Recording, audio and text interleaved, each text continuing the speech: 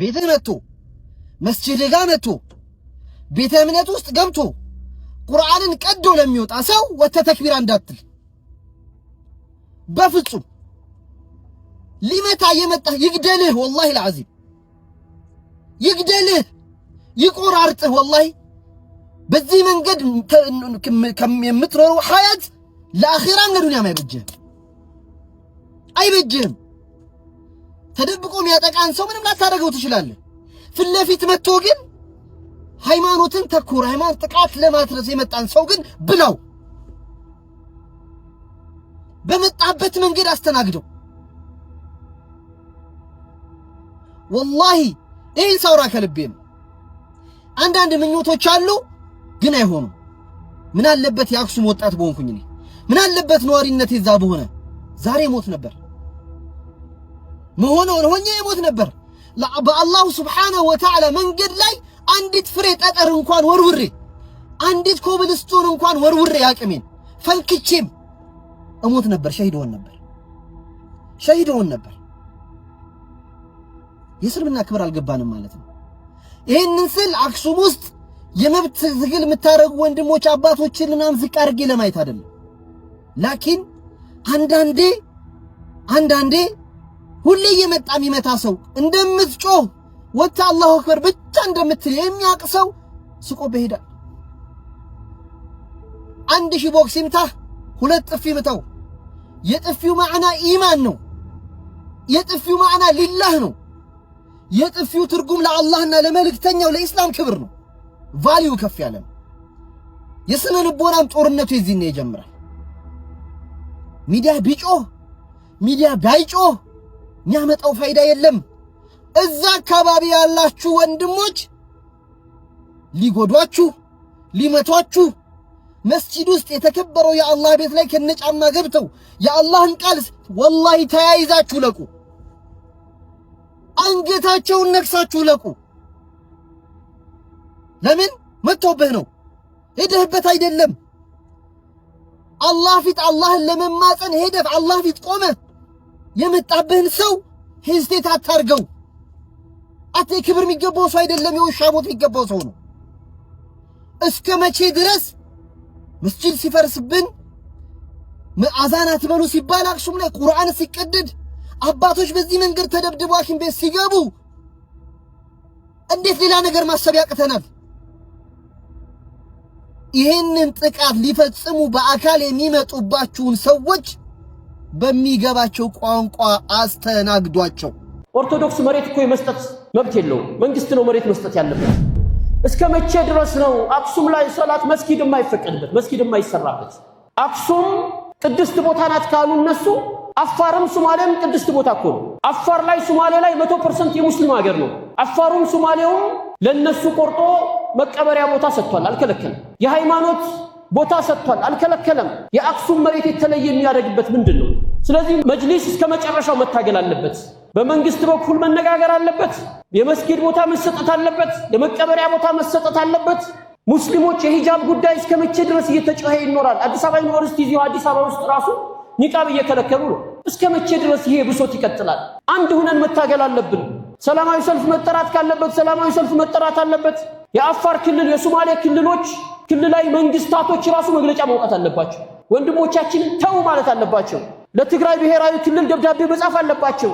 አሁን ይሄንን ግፍ እየሰሩ ያሉት የመንግስትን መለዮ የለበሱ ሰዎች ናቸው። የዛሬ ሳምንት ጁምዓ ከኹጥባ እንደወጣው ከሶላት እንደወጣው ከአክሱም ተደወለልኝ። መለዮ የለበሱ ሰዎች ናቸው የደበደቧቸው። የመንግስትን መለዮ የለበሱ ሰዎች። መንግስት በዚህ ጉዳይ ላይ እርምጃ ሊወስድ ይገባል። በእርግጥ የአካባቢ እስካሁን ለማዕከላዊ መንግስት ታዛዥነት ሙሉ ታዛዥነት እያሳየ እንዳልሆነ እናውቃለን። ነገር ግን መንግስት እርምጃ መውሰድ አለበት። ጠቅላይ ሚኒስትራችን ስለ አክሱም ሲጠየቁ ኦርቶዶክሶች መፍትሄ ይሰጣሉ ብለው ተናግረው ነበር። መጀመሪያ ገና ለውጡ እንደመጣ ይሄው እስካሁን ለውጥ ሊሰጡ አልቻሉም። ኦርቶዶክስ መሬት እኮ የመስጠት መብት የለውም። መንግስት ነው መሬት መስጠት ያለበት። መንግስት ለመስገጃም ለመቀበሪያም ቦታ ይሰጣቸው የሚል ቁርጥ አቋም መስጠት አለባቸው። በዙ አጋጣሚ ዶክተር አብይ ትልቅ ታሪክ መስራት አለባቸው ብዬ አስባለሁ። አክሱም የነጃሺ ሀገር ነው።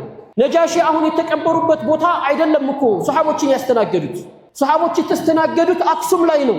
ይህ ታሪካዊ ቦታ ለመላ ሙስሊም ዓለም ትልቅ ለኢትዮጵያም የኢኮኖሚ ምንጭ ሊሆን የሚችል ቦታ ነው። በነጃሺ ስም ትልቅ መስጊድ እዛ ቦታ ላይ መሰራት አለበት። አዲስ አበባ ላይ አይደለም፣ እዛ ቦታ ላይ እዛው አክሱም ላይ ነው ሰሃቦች የተስተናገዱት። አክሱም ላይ መስጊድ መፈቀድ አለበት፣ መቀበሪያ ቦታ መፈቀድ አለበት። ለኢትዮጵያ ኩራት ነው። ይሄ ትልቅ ኩራት ነው። ታሪካችንን ከፍ የሚያደርግ ነው። ጎብኚዎችን ወደ ኢትዮጵያ እንዲገቡ የሚያደርግ ትልቅ ነገር ነው። ይሄ ነገር መጅሊሱ ገፍቶ ማህበረሰቡን ከኋላ አስከትሎ ትልቅ ኃላፊነት አለበት። መቋረጥ የለበትም። የአንድ ጊዜ ጩኸት ብቻ መሆን የለበትም። አክሱም ላይ መስጂድ የሚሰራው መካ ላይ ቤተክርስቲያን ሲሰራ ነው። መካ ላይ ክርስቲያኖች ኖሮ መስጂድ ከተከለከሉ መጠየቅ ያለባቸው መካን የሚያስተዳድሩ ሰዎች ናቸው፣ ወይም ሳውዲያን የሚያስተዳድሩ ሰዎች እንጂ የኢትዮጵያ መንግስት አይጠየቅበትም። እኛ እየጠየቅን ያለነው ኢትዮጵያውያን ሙስሊሞች በኢትዮጵያ ምድር ነው እየተጠየቀ ያለው። እንዴት ያለን እነዚህ ሰዎች እኮ የሳውዲ ስደተኞች አይደሉም። የኢትዮጵያ ተወላጆች ኢትዮጵያውያን አክሱማውያን ከዛው ምድር የወጡ ናቸው። ከሌላ ቦታ የመጡ ሰዎች አይደሉም። ህግ ሲሆን ለነሱ ለምን እንደማይሰራ አይገባንም። እንዲማ ከሆነ እኮ ኢትዮጵያ ውስጥም በታሪክ ወደዛ ከተመለሰን ሙስሊሞች ብቻ የሚኖሩበት እኮ ብዙ አካባቢዎች ነበሩ። ጅማ አባ ጅፋር እኮ በሆነ ታሪክ ማዕከሉ ላይ ከሙስሊም ውጪ ሌላ አካል የማይቀበርበት ታሪክ ነበር። ነገር ግን ካለው ተጨባጭ አብሮ ከመኖር አንዱ አንዱን ከመረዳት ተነስቶ ያ ነገር ዛሬ ተቀይሯል። ሐረር ጆጎልስጥ እኮ ከሙስሊም ውጪ ሌላ ሰው አይኖርም ነበር በታሪክ። ዛሬ ቤተክርስቲያን አለ እዛ ውስጥ። የቀድሞ የጠቅላይ ሚኒስትር መለስ ዜናዊ ባለቤት ምንም አይነት ክርስቲያን በወቅቱ ባልነበረበት እኮ ስልጤ ዞን ላይ ቤተክርስቲያን እንዲሰራ ግፊት አድርጎ እኮ ተሰርቷል። አንቃወምም። የሚያመልክ ሰው ካለ እዛ ይሰራላቸው። ይህ ነገር ለንጽጽርም የማይመች ከተጨባጭም የራቀ ጉዳይን አንስቶ አክሱም ላይ ብቻ ለምንድን ነው ያ የሚፈጸመው? እየኖርን ያለነው ሴኩላር በሆነ ስርዓት ውስጥ ነው። ሁሉም ስፍራ ሙስሊሞችም ሆኑ ክርስቲያኖች ካሉ መብታቸው ተከብሮ መኖር ደግሞ ህገ መንግስታዊ መብትን ጭምር ነው። የቤት ስራችን የትግል መንገዱ ሰልፍ መውጣት ብቻ አይደለም። ሰልፍ አስፈላጊ ከሆነ እስከ ዛሬም ወጥተናል፣ ካሁን በኋላም እንወጣለን። ይሄ የተለየ ነገር አይደለም። ነገር ግን ስንወጣ በመሪ ድርጅታችን ተማክረን ተያይዘን መስጊድን ብቻ አይደለም አስፈላጊ ከሆነ መውጣት ያለበት ቦታ ሁሉ ሊወጣ ይችላል። ትልቁ ጉዳያችን ትግልን ሰልፍ ብቻ አድርገን አንውሰደው። ትግል ሰልፍ ብቻ አይደለም። የትግል አይነቱ ብዙ ነው። አንድ ምሳሌ ልስጣችሁ። አንድ ምሳሌ ከሰሃቦች ነቢያችን እንደምታውቁት ሶስት ጎሳዎች በጋራ ሆነው እስልምና ሊያጠፉ ተነሱ። ማን? ቁረይሾች አንድ፣ ቀጠፋን የሚባል ጎሳ ሁለት፣ እንደገና በኒ ቁረይዛ የሚባሉ አይሁዶች ሶስት ሆነው እስልምና መዲና ላይ በዛን ሰዓት የሙስሊሞች መንደር 2 ኪሎ ሜትር ስኩዌር ናት ኤሪያዋ። ዛሬ ሄድን ቦታውን ስናየው የነበረው እነዚህን እናጥፋ ብለው 10,000 ጦር ይዘው መጡ። ነቢያችን ሰለላሁ ዐለይሂ ወሰለም ሰሃቦችን አሰልፈው ለዲናቸው ሊታገሉ መዲናን ሊመክቱ በቆሙበት ሰዓት ምሽግ ይቆፍራል፣ ግማሹ የተለያየ ስራ ይሰራል። የአላህ ነገር ደግሞ ዲኑን መነሰር ሲፈልግ ከካፊር መሃል ሰው ያመጣል። ከካፊሮች እስልምና ሊያጠፉ ከቆሙት መሃል ኑዐይም ኢብኑ መስዑድ የሚባል ሰሃቢ እስልምናን አጠፋለሁ ብለው መዲናን ከከበቡት ከቀጠፋን ጎሳ መሃል ቁጭ ብሎ ተፈክር ያደርጋል። መሳሪያውን ይዟል። ሊያጠፋ የመጣው ሙስሊሞችና እስላምን ነው። ነገር ግን ለምንድን ነው ይሄ ሁላችን ግን 10,000 ጦር ይዘን ሙስሊሞችን ለማጥፋት የመጣ ነው ብሎ ተፈክር ማድረግ ጀመሩ። ምን ያደረጉን እነዚህ ሰዎች? ምንድነው የበደሉን እነዚህ ሰዎች ብሎ ማሰብ ቀጠለ። እያሰበ እየሄደ ያለ መጨረሻ ላይ የኛ ዲንና የነሱ ዲን እንዴት ነው ብሎ ዲኑን ማነጻጸር ውስጥ ገባ። ያነጻጸረ ሲሄድ እንደውም ሐቅ ያለው ሙስሊሞች ጋር ነው ብሎ ወሰን። በዛው ምሽት ማለት ነው። እስልምናን ሊያጠፋ የሄደ ሰው ተደብቆ ሸልኮ ነብይ ሰለላሁ ዐለይሂ ወሰለም ሸሃዳ ያዘ። ነብይ ሰለላሁ ዐለይሂ ወሰለም ጋር ከእናንተ ጋር ሆኜ ትናንት እስልምናን ሊያጠፋ የተሰለፈ ሰው ዛሬ እስልምናን ሊነስር አብሬያችሁ ልታገላል። ነብይ ሰለላሁ ዐለይሂ ወሰለም ምን አለ? ኢነማ አንተ ረጁሉን ዋሂዳ እስልምናን ሊያጠፋ የመጣ 10,000 ጦር ነው። ከ10,000 ጦር መርሃ አንድ ሰው ነው ሰልሞ የመጣ አብሬያችሁ ልታገል ሲል ነብይ ሰለላሁ ዐለይሂ ወሰለም ምን አለ? ከቻልክ አሉት። ተመልከቱ፣ ከቻልክ እስልምናን ሊያጠፉ የመጡ እነዚህ 10,000 ሰዎች ከቻልክ አንድነታቸውን በጣት ሰጥተዋል። ምን ትግል ሰጡት? ዲኑን ሊያጠፋ የመጣውን ኃይል አንድነቱን በጣጥስ ብለው ሐሳብ ሰጡት። እሺ ብሎ ተቀብሎ ወዴት ሄደ? ወደ ጎሳው በምሽት ሾልኮ ሄደ። አሁን ምን ተፈኩር ማድረግ አለ? ነብይ ሰለላሁ ዐለይሂ ወሰለም ናታገል ከኛ ጋር መሳሪያ ይዘህ አላሉትም። ሌላ ሚሽን ሰጡት። ምንድነው ሚሽን? ዲኑን ሊያጠፋ የመጣውን ኃይል አንድ ሆኖ ሊያጠፋን የመጣውን ኃይል ከፋፍል ነው። እሺ ብሏቸው ሄደ። ያስባል ምን ብዬ ልከፋፍላቸው? እነዚህ እሱም የነሱ ወገን ነበር ትናንት፣ ዛሬ ግን ሰልመዋል። መጨረሻ ላይ ምን ሐሳብ መጣለት? ምን ብሎ የሚዋጉት አካል መዲናን ለማጥቃት የመጡት አንድ አይሁዶቹ በኒ ቁረይዛ፣ ሁለተኛ ቀጣፋን፣ ሶስተኛ ቁረይሾች ናቸው። የነሱን ኃይል አስተላለፍ አየና ወደ ማን ሄደ? ወደ በኒ ቁረይዛዎች ሄደ። ጦርነት ተዘጋጅተናል እስልምናን ለማጥፋት፣ ነገር ግን ሁሌ እንደታሰበው አይሄድም ጦርነቱ። ስለዚህ አንድ ሐሳብ አለን። ምንድነው? ድንገት ጦርነቱ ባቀድነው መሰረት ውስጡ ሙስሊምነቱን ደብቆ እስልምናን ለማጥፋት እንደመጣ ነው። ባይሳካ ቁረይሾች ወደ መካ ሸሽተው ይመለሳሉ፣ ከተፋኖች ወደ ሀገራቸው ይመለሳሉ። በኒ ቁረይዛዎች ግን መዲና ስር ነው ያላችሁ፣ ወዴት ትሸሻላችሁ? ቤተሰባችሁ አለ፣ ልጆቻችሁ አለ፣ ጨረሷችሁ ማለት አይደለም እንዴ አላቸው። እነሱ ይሄን አንግል አላሰቡም። የጠላት ተባባሪ ሆነው ሙስሊሞች ላይ ያን ኃይል የጠሩት እነሱ ናቸው። እና ምን እናድርግ ብለው ሲጠይቁ ምን አላቸው? ነው ኢብኑ መስዑድ ቁረይሾችም ሆነ ቀጠፋኖች ሳንሸሽ እስከ መጨረሻው ደም ጠብታ እንዲታገሉ አንድ ሐሳብ አለኝ። ምንድነው? ለመሸሽ ካሰቡ ከእናንተ ልጆች ጋር 20 ልጆችን ከቁረይሽ 20 ልጆችን ከቀጠፋን ተመርጠው ከእናንተ ልጆች ጋር ይቀመጡ። እንሽሽ ብለው ሲያስቡ ልጆቻቸው እዚህ ስላሉ ለልጆቻቸው ሲሉ አይሸሹም አላቸው። ከዛ ምን አለ? እስቲ ሹራ እናርግበት አሉ። በዚህ አህዋል ውስጥ ምን ሆነ? ሐሳቡን እንደሚቀበሉት ሲያው ወደ ማን ሄደ? ወደ ራሱ ጎሳ ወደ ቀጣፋን ሄደ። ኑዓይም ኢብኑ መስዑድ ምን አላቸው? የአይሁዶች ነገር እንደምታውቁት ሴራቸው ብዙ ነው አለ። ማታ ሹራ እያደረጉ ነው ያደሩት አለ። ምንድነው ሹራ ሲሉ ከናንተ 20 ልጆችን ወስደን ለሙሐመድ አሳልፈው ሰጥ እነሱ ሰላም ሊሆኑ እየተደራደሩ ነው፣ ሹራ ላይ ነው ያደሩት አለ። እውነት እንደዚህ ነው? እስቲ እናያለን አሉ። አሁንም ማን ጋር ሄደ? አቡ ሱፊያን ጋር ሄደ። አቡ ሱፊያን ሙስሊሞችን ለማጥፋት 10,000 ጦር ተዘጋጅተናል። ይሄ ሁሉ ተዘጋጅተን 500 ኪሎ ሜትር ነው ከመካ መዲና የሚፈጀው ዛሬ ባለው መንገድ። ያ ሁሉ ተጉዘን መጥተው ይሄ ሁሉ አድርገን ግን አይሁዶቹ ሊከዱ እየተማከሩ ምን ሊያደርጉ 20 ልጆችን ከእናንተ ተቀብለው ለሙሐመድ በጎን አሳልፈው ሰጥተው እነሱ የሰላም ስምምነት አድርገው በሰላም ሊኖሩ ነው። እንደዚህ ነው ይሄ መረጃ ደርሶኛል አለች። ከዛ አቡ ሱፊያን ግራ ገባው። አይሁዶቹ ደግሞ ማታ ሹራ ሲያደርጉ አደሩ። እውነት ነው ብለው ሐሳቡን ተቀብለው ወደ ማን? ወደ ቁረይሽም 20 ሰው ላኩ ልጆች፣ ወደዚህ 20 ልጅ ላኩ ብለው ሲልኩ ሁለቱም ምን አሉ? ጉድ አድርጋችሁን ነበር፣ እኛ ማታ መረጃው ደርሶናል። ስለዚህ ተበልተን ነበረ። እውነተኛ የምትታገሉ ከሆነ ተው ይሄንና ኑ አሉ። አይሁዶቹ ደግሞ ምን አሉ? ይሄን እምቢ ማለታቸው ለመሸሽ አስበዋል ማለት ነው። ስለዚህ ይሄ ሶስቱ ቡድን አንድነት ፈረሰ። መዲናን ሊያጠፋ የመጣው 10,000 ጦር በአንድ ሰው አላህ ሰበብ አድርጎ የአሕዛብ ዘመቻ ላይ አላህ አንድነታቸውን በጣጠሰና እስልምና ሊያጠፉ የመጡ ሰዎች ምንም ማድረግ ሳይቻላቸው ሄደ። እስቲ የነብዩ ሰለላሁ ዐለይሂ ወሰለም የነብዩ ሰለላሁ ዐለይሂ ወሰለም ምን ያህል ጂኒየስ እንደሆኑ እዩ። አንደኛ ምን አደረጉ?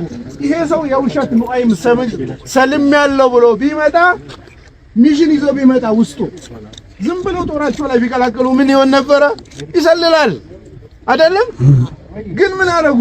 የእውነትም ከሆነ ሂድና አንድነትን ለመከፋፈል ሞክር፣ የውሸትም ሴራ ይዘህ ከመጣ ከነ ሴራህ ወደዛው። አያችሁ በሁለቱም መንገድ ስኬታማ ነበሩ። ይሄን በማድረጋቸው ነብዩ ሰለላሁ ዐለይሂ ወሰለም ለሙስሊሞች ድል አመጡ። ዛሬም ባለንበት የትግል መንገዱ ብዙ ነው። የትግል መንገዱ ሰልፍ የወጣ ብቻ አይደለም። የትግል መንገዱ ብዙ ነው። ተቋም ማቆም ትግል ነው። ለዲን ገንዘብ ማውጣት ትግል ነው። ሐሳብ ማዋጣት ትግል ነው። ዱዓ ያደረጉ መቆም ለአላህ መንገድ ትግል ነው። መንገዱ ብዙ ነውና መስራት ያለብንን በአላህ ስም ቃል እንድትገቡ ፈልጋለሁ።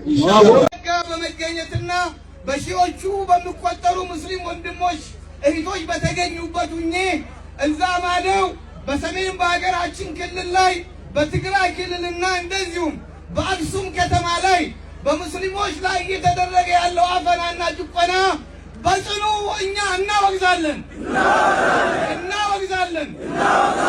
በሀገራችን ኢትዮጵያ የሕግ የበላይነት የተረጋገጠበት የሃይማኖት እኩልነት የተረጋገጠበት ሀገር ላይ ሰላት በጀማ እንዳይሰግዱ መስጊድ ተከልክለው ተሰብስበው በሚሰግዱበት ቦታ ላይ ደግሞ ሂደው በትላንትና ዕለት ጁምዓ ቀን ታላቁን የጁምዓ ሰላት በመስገድ ላይ ሳሉ በአላህ ቤት ላይ ሰዎች ሂደው እነሱን በማሸማቀቅ በመምታት በማባረር ቁርአንን በማቃጠልና ኢሰብአዊ ድርጊት በማድረግ በሙስሊም ወንድሞቻችንና እህቶቻችን ላይ የተደረገውን ኢሰብአዊ ድርጊትና እየተደረገ ያለው ጭቆና እኛ የኢትዮጵያውያን ሙስሊሞች እናወግዛለን። ይህንን ጉዳይ መንግስት ተከታትለው መንግስት የሕግ የበላይነትን ማስከበር፣ የዜጋ ነጻነትን ማስከበር፣ የሃይማኖት እኩልነትን ማስከበር ያለበትን ሕገ መንግስታዊ ግዴታ መንግስት መወጣት አለበት የሚለውን መልእክት አስተላልፋለሁ። የኢትዮጵያ ሙስሊም ወጣቶች ካውንስል ይሄንን ኢሰብአዊ ድርጊት ይሄንን አፈናና ጭቆና በወንድሞች በእህቶች ላይ እየደረሰ ያለው በሰሜኑ በሀገራችን ክልል በአክሱም ከተማ እየተደረገ ያለውን በጽኑ እናወግዛለን። ይሄንን ኢሰብአዊ ድርጊት እያደረጉ ያሉት ሰዎች ለሕግ መቅረብ አለባቸው። ይሄም ማይሆን ከሆነ በእንደዚህ አይነት ተቻችለን በምንኖርበት ሀገር ላይ ኢሰብአዊ ድርጊቶች እየተደረጉ ሃይማኖቶች እየተናቁ የሕግ የበላይነት ሳይኖር ሲቀር በሀገራችን ላይ ሊያመጣ የሚችለው መዘዝ ከምንገምተው በላይ መሆኑን ልብ የሚል ሰው ልብ ማለት ይገባል። ካሁን በኋላ አፈናና ጭቆና መቆም አለበት። ከአባቶቻቸውና ከአያቶቻቸው ወርሶ የነበረውን አጸፋ የነበረውን ዙልምና በደል ማቆም መቅረት አለበት። እኛ በምዕራብ ኦሮሚያ በወለጋ የምንኖር ሙስሊም ወንድሞች በአክሱም ከተማ ላይ እየደረሰባቸው ያለውን ዙልም እናወግዛለን። በሙስሊሞቹ ላይ እየደረሰ ያለውን ዙልም እናወግዛለን።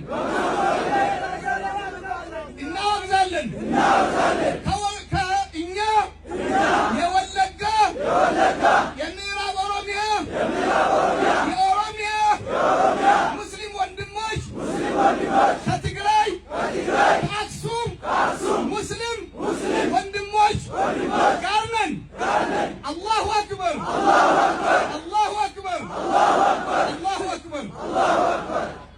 አይሰይታ ያለው ገብርኤል አንድ እንደገና ደግሞ ይሄኛው ደግሞ አብዓላ የሚገኘው ነው። ከትግራይ ክልል ከመቀሌ 25 ኪሎ ሜትር ላይ የሚገኘው ነው።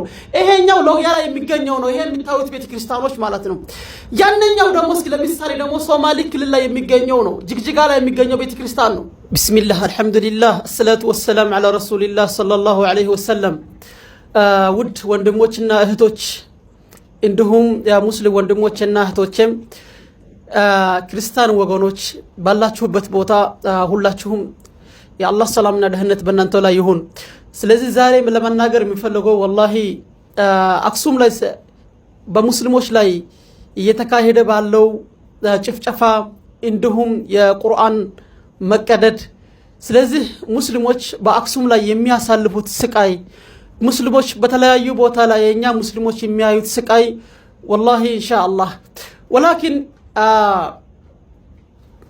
ለኛ ሙስሊሞች በሐቅ ላይ ባለነውበት መንገድ ላይ መሰቃየቱም ሆነ በዲን ላይ በሚደርስብን ፈተና ኢንሻአላህ ለኛ አዲስ አይደለም ወላኪን እኔ ለክርስቲያን ወገኖች ሁላችሁም ይሄን አክሱም ላይ ለምትገኙ ለክርስቲያን ወገኖች ይሄን መልእክት አድርሱልኝ እንዶም አክሱም ላይ በተካሄደው ላይ ሙስሊም ላይ በተደረገው ጭፍጨፋም ሆነ ሙስሊም ላይ በተደረገው በእስላም በእኛ በሃይማኖታዊ ቁርአናችን ላይ በተደረገው ቀዳዳ ቁርአን ላይ በተደረገው ሁኔታ ላይ መስጊድ ላይ በተደረገው መደፈር ላይ ይሄ ሁሉ ነገር ላይ የምትደግፉ ኢትዮጵያውያን የትም ቦታ ያላችሁ የክርስቲያን ወገኖች ይህን ነገር በደንብ አዳምጡ ውድ ወንድሞቼና እህቶቼ ወላሂ ይሄ መልእክት ለእናንተ ነው ምልከው ለአንሁ እኛ ሙስሊሞች አልহামዱሊላህ ኢስላም አንድንም ሃይማኖት የማንንም ሃይማኖት እንድንነካ ወላሂ አይፈቅድልንም እንደውም እንድናከብራቸው ክርስቲያን ከሆኑ ከታመሙ እንድንዘይራቸው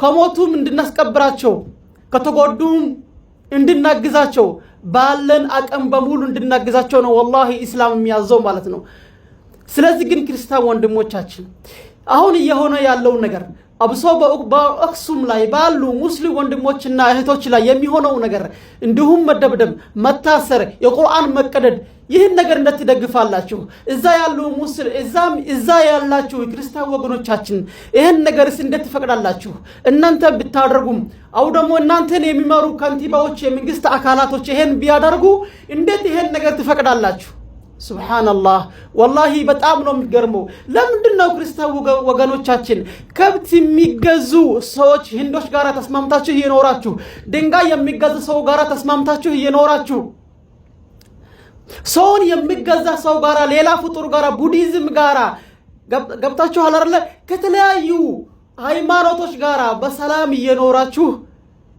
አብራችሁ ተጋብታችሁ አብራችሁ የምትኖሩት አብራችሁ የምትበሉት ሙስሊም ወንድሞቻችሁ ላይ ጭካኔ እንዴት ልትጨክኑ ትችላላችሁ እንዴት የሃይማኖት መጽሐፍ ቁርአን እንዴት ይቀደዳል እንዴትስ ሙስሊም ወንድሞቻችን ሙተው ቀብር ያጣሉ በአክሱም ላይ እንዴ ውድ ወንድሞችና እህቶች በአክሱም ላይ ያላችሁ ክርስቲያን ወገኖች ተዋልዳችሁ አንዱ አባቱ እስላም አንዱ እናቱ ክርስቲያን አንዱ እናቱ ክርስቲያን አንዱ አባቱ ደግሞ ሙስሊም ሆኖ አብራችሁ እየኖራችሁ የበላችሁ እየጣጣችሁ ተሆነ አርለንድ ያላችሁ የትኛው የመጽሐፍ ቅዱስ አንቀጽ ነው የትኛው የመጽሐፍ ቅዱስ ትእዛዝ ነው መስጊድ እንድታቃጥሉ ሙስሊሞችን እንድትጨፋጭፉ ሙስሊሞችንን ቀብር አትስቱ የሚል አንቀጽ በሃይማኖታችሁ መመሪያ ውስጥ አለ والله የያዛችሁት ትክክለኛ መጽሐፍ አላህ Subhanahu Wa Ta'ala የመጽሐፍ ባልተቤቶች ያላችሁ ሰዎች ከሆናችሁ እውነት የመጽሐፍ ቅዱስ ተከታይ ከሆናችሁ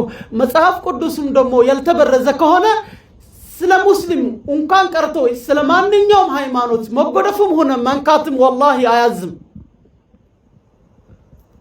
ስለዚህ ውድ ወንድሞች እኛ አፋሮች በእኛ ውስጥ እኛ አልহামዱሊላህ ሙስሊም ነን 100% ሙስሊም ነን እኛ አፋሮች 100% ሙስሊም ነን ወላኪን እስኪ በእኛ ውስጥ ያሉ የእናንተን ቤተክርስቲያኖች ላሳያችሁ እስኪ ለምሳሌ ይሄኛውን እዩት ይህ ቤተክርስቲያን ትልቁ ገብርኤል ይባላል የሚገኘው በአይሳኢታ ውስጥ ነው حتى ቁባው ራሱ የተሰራው ከነሐስ ነው ወላኪን እዚህ ቤተክርስቲያን ላይ የሚኖሩ ክርስቲያን ወገኖቻችን በሰላም እየጸለዩ በሰላም እየኖሩ በሰላም እየጠጡ በሰላም እየሰገዱ የሞቱት ሙታኖቻቸው ራሱ ከኢስላም ቀብር ጎን ላይ ነው ያለው والله ስራን የሚፈርደው አላህ Subhanahu Wa Ta'ala ነው ቀብር ላይ ይህ የሙስሊም ቀብር ሲሆን ይህ ክርስቲያን ቀብር ነው እንደዛ አርገው የሚኖሩ ህዝቦችን ለመለያየት ለራሳችሁ ፖለቲካ የሚሰራው ነገር ነው እንጂ የክርስቲና ሃይማኖትም ሆነ መጽሐፍ ቅዱስ والله በዛ አዛችሁ አይደለም ለምን ከጥቅሞቻችሁ ከመጽሐፎቻችሁ የጥቅሞቻችሁና የፖለቲካ ስትራቴጂያችሁን አሰልፋችሁን ህዝቦችን ለምን ታጣላላችሁ ይህን ክርስቲያን አክሱም ላይ የምትገኙ ክርስቲያን ወገኖች አክሱም ላይ የምትገኙ አመራሮች ይሄ መልእክት والله ለእናንተ ነው ምልኮ እስኪ ያው ይሄ ለምሳሌ አሁን የሰይታ ላይ ያሳየኋችሁ እስኪ ይሄኛው ከመቀሌ 25 ኪሎ ሜትር ላይ የሚገኘው ቤተክርስቲያን ነው አብዓላ ውስጥ የሚገኘው አፋር ክልል ውስጥ አብዓላ ከመቀሌ 25 ኪሎ ሜትር ላይ የሚገኘው ቤተክርስቲያን ነው ማን ነካው እዛ ያለው ህዝብ ማን ተነካ والله ይሄኛው ደግሞ የምታዩት ሎጊያ የሚገኘው እኔ የሚገኙበት ሎጊያ ላይ ያለ ቤተክርስቲያን ነው። ወላሂ ነው የምላችሁ ውድ ወንድሞች፣ ውድ የክርስቲያን ወገኖቻችን ኢቭን መፍጠሪያ ሰዓት ላይ ረመዳን ላይ ወላሂ ቤተክርስቲያኗ እየጮኸች አዛን መስሎ ማለት ነው። አዛን መስሎ ራሱ እያስፈጠሩን ማለት ነው። አንድ ቀን ሄደን ድምጻችሁን ቀንሱ ብለን አናውቅም። هذا هو الاسلام يعلمون ይሄ እስልምና የሚያስተምረን ሐቅ ነው፣ ህቁቅ ነው። ወላሂ ብሔራችን ባህላችን የሚያስተምረን አይደለም። ምክንያቱም ሃይማኖታቸውን እንደፈለገ ማስተማር ይችላሉ። ከተጎዱ ክርስቲያን ወገኖቻችን ከተጎዱ እንድናግዛቸው፣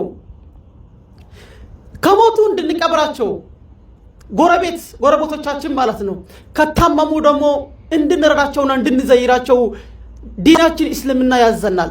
ወላሂ አንዳንድ ሰዎች በቤተ ክርስቲያን የሚሰብከው ሰበካ አይደለም፣ እስላም እንደዛ አይደለም። በእኛ እስልምና አንድ ሰው ከፈለገ ይሰልማል፣ ካልፈለገ ደግሞ እንደ ፍላጎቱ ነው። በሃይማኖት መስገደድ የለም። ስለዚህ ውድ ወንድሞች ዛሬ በአክሱም ላይ እስኪ አሁን አያችሁት አይሰኢታ ያለው ገብርኤል አንድ እንደገና ደግሞ ይሄኛው ደግሞ አብዓላ የሚገኘው ነው። ከትግራይ ክልል ከመቀሌ 25 ኪሎ ሜትር ላይ የሚገኘው ነው። ይሄኛው ሎጊያ ላይ የሚገኘው ነው። ይሄ የምታዩት ቤተክርስቲያኖች ማለት ነው። ያንኛው ደግሞ እስኪ ለምሳሌ ደግሞ ሶማሌ ክልል ላይ የሚገኘው ነው። ጅግጅጋ ላይ የሚገኘው ቤተክርስቲያን ነው። ጅግጅጋ ላይ የሚገኘው ቤተክርስቲያን ሙስሊሞች ናቸው። ሶማሌ ሙስሊም ነው አልহামዱሊላህ። አፋር ሙስሊም ነው አልহামዱሊላህ። ግን በዚህ ሁኔታ ላይ እኛ የእናንተን ሃይማኖት አክብረን ኢቭን የጸሎት ቦታዎቻችሁ ተከብረው የእናንተ ሙእሚናን ተከብረው የሚኖሩት ወላሂ ይህን እንድንኖርና ይህን ነገር ያስተማረን ኢስላም ነው። ይሄን የሚያስተምር ኢስላምን ለምንድን ነው አክሱም ላይ ዛሬ የቀብር ወንድማችሁ የቀብር ቦታ የምትሰጡት? ለምንድን ነው ዛሬ መስጊድ አክሱም ላይ መስጊድ ብብራችሁ ቤት ተከራይተው የሚሰግዱ ሙስሊም ወንድሞችን ግማሹን ደብድባችሁ፣ ግማሹን በፖሊስ ጣቢያ አስራችሁ፣ ግማሹን በሂጃብ እና በኒቃብ ምክንያት ከትምህርት ቤት አባራችሁ፣ ግማሹን ቁርአኑን አቃጥላችሁ፣ ይሄ ሁሉ በደል በእስላም ላይ ለምን ይደርሳል? እስላምስ ምን አጠፋ? ያ አኺ የማንም መብት ነካ? ኢቭን አሁን እኛ ውስጥ 100% ሙስሊም ባለበት ሀገር ላይ አልহামዱሊላህ ወላሂ እንደነገርኳችሁ ነው። አዛናቸው ጥሪያቸው ለአዛን ራሱ እየረበሸን አንድ ቀን ወተን ግን አልከለከልናቸውም። ይሄው ጠይቆ ምስክርነት ደውሉላቸው።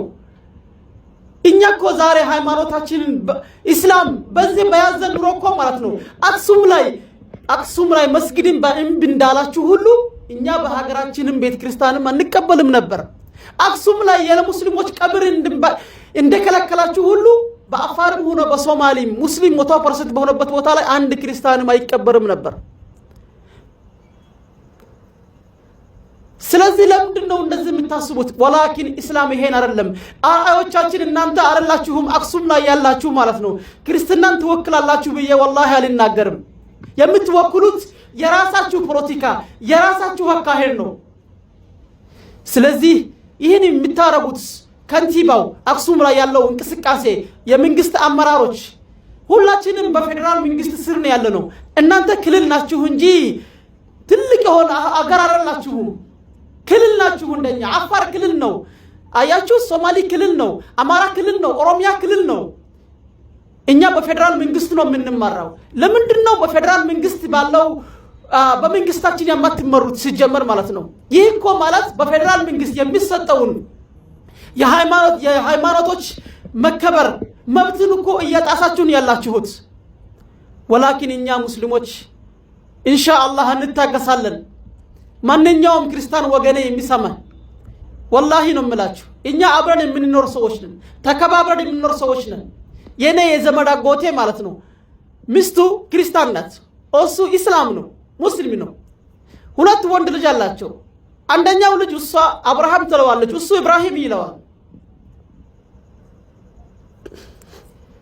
ስለዚህ ልጆቹን እንደዛ አድርገው የሚኖሩ ሰዎች ናቸው። ስለዚህ ኢስላም እንደዚህ አይነት የሚኖሩ ሰዎችን ለማጋጨት እንደዚህ አይነት የኑሮ አብረው የሚኖር አብረው የሚበላ አብረው የሚቃበር ሁለት ሃይማኖቶች ተከባብረው ረጅም ጊዜ አብረው የቆዩትን ሃይማኖቶች ለመጣላት የምታደርጉት